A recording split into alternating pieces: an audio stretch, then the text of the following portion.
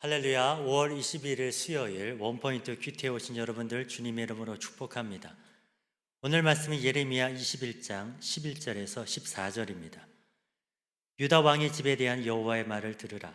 여호와께서 이와 같이 말씀하시니라. 다윗의 집이여, 너는 아침마다 정의롭게 판결하여 탈취당한 자를 압박자의 손에서 건지라. 그리하지 아니하면 너희의 악행 때문에 내 분노가 불같이 일어나서 사르리니 능히 끌 자가 없으리라. 여호와의 말씀이니라. 골짜기와 평원 바위의 주민아, 보라, 너희가 말하기를 누가 내려와서 우리를 치리요, 누가 우리의 거처에 들어오리요 하거니와 나는 내 대적이라. 내가 너희 행위대로 너희를 벌할 것이요, 내가 또 수풀에 불을 놓아 그 모든 주위를 사르리라. 여호와의 말씀이니라. 아멘. 이제 담임 목사님께서 내가 너희 행위대로라는 제목으로 큐티 인도해 주시겠습니다. 할렐루야. 5월 21일입니다. 이렇게 또 계절이 너무 좋다는 것은 반드시 좋은 것만은 아닐 수도 있어요. 우리는 수많은 역사적인 변곡이 5월의 혁명도 많이 경험했어요. 정치적인 격변도 많이 경험했어요. 그러나 하나님이 우리에게 주신 봄과 여름 사이의 5월의 아름다운 날은 가고 있습니다.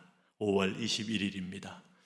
나를 한번 둘러보면서 5월이 지나 6월이 되는 순간부터 세월의 속도가 더 가속도를 붙여서 금방 12월에 도달한다는 것을 우리는 알아요. 2025년도 머리에 기억도 되기 전에 벌써 5월까지 달려왔어요. 내 기억보다 더 빨리 가는 세월, 낙심하지 말고 한탄하지 말고 하루하루를 집중하여 주님의 면전 앞에 코람데오의 마음으로 하루하루를 살았으면 좋겠습니다.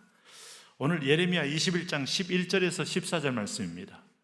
오늘 짧은 말씀입니다만은 하나님은 지금 유다 백성에 대한 서운함과 이들에 대한 강렬한 메시지를 지금도 쉬지 않고 계셔요. 11절에 보니까 유다 왕의 집에 대한 여호와의 말을 들으라.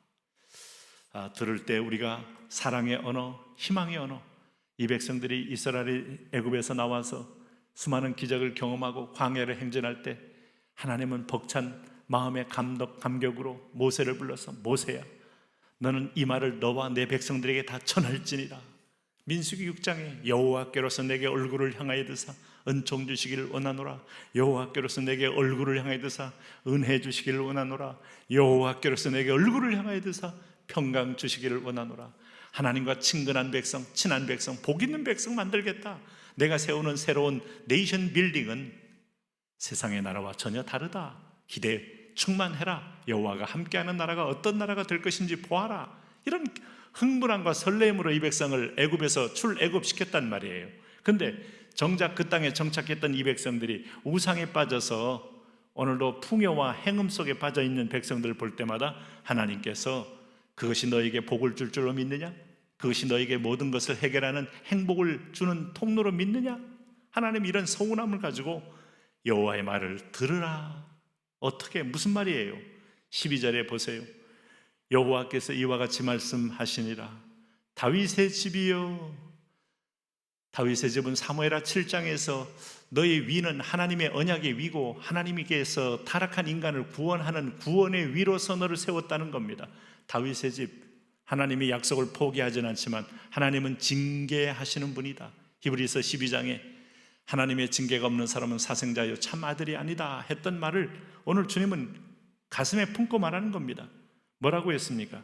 너는 아침마다 정의롭게 판결하여 탈취당한 자를 압박자의 손에서 건지라. 그리하지 아니하면 너희의 악행 때문에 내 분노가 불같이 일어나서 사르리니 능히 끌 자가 없으리라.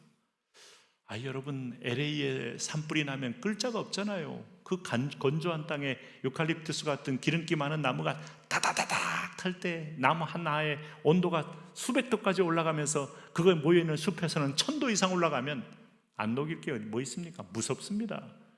네? 세계 최강 미국이 불 때문에 쩔쩔매고 전 미의 소방관들을 동원한다 해도 불을 못 꺼요. 비 내려 주셔야 돼요.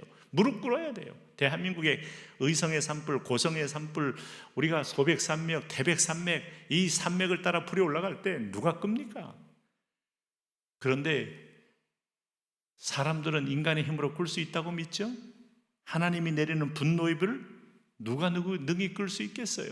6.25를 누가 정지시킬 수 있겠어요? 세계 1차 대전 누가 마무리했습니까? 2차 대전 누가 껐습니까? 하나님 한 분 외에는 마무리하고 끌 자가 없어요. 러시아와 우크라이나 전쟁 3년 이상 끌면서 수십만 명의 사상자가 나도 이건 누가 끕니까? 트럼프가 끕니까? 꺼질 것 같습니까? 꺼질 것 같다가 또 살아나고 또 살아나고, 하나님이 그들 양가 마음속에 마음에 확신과 불가피한 상황으로 몰아넣으셔야 불이 꺼지는 법이죠. 오늘도 하나님이 개입하는 것에는 불이 안 꺼집니다. 오늘 여기 보세요. 뭐라고 했어요? 정의를 회복하라 그랬어요. 여러분, 대한민국에 정의가 회복되지 않겠어요? 곧 있으면 대선입니다. 당신은 누구를 뽑을 겁니까? 내 고향 사람, 내 지역을 대변하는 이익 대변자? 아니요. 거기서부터 오판이 나옵니다. 하나님의 뜻을 이룰 줄 아는데 가까운 사람, 완전한 사람 없어요. 주여, 그런 리더가, 대한민국의 정체성을 이끌어가는 리더가 대통령이 되게 하여 주옵소서. 13절 말씀에 여호와의 말씀이니라. 골짜기의 평원 바위의 주민아 보라.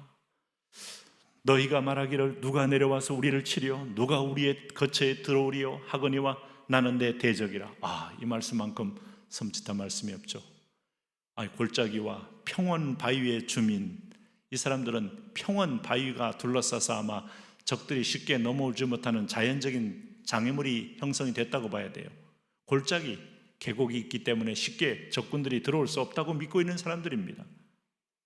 물론 여러분, 이 국공 내전이 있었던 중국에서도 이 공산당과 국민당의 어떤 공격을 피하여 산속으로 갔던 사람들은 산 중턱에 마을을 형성하고 기막힌 데 사는 사람도 있더라고요.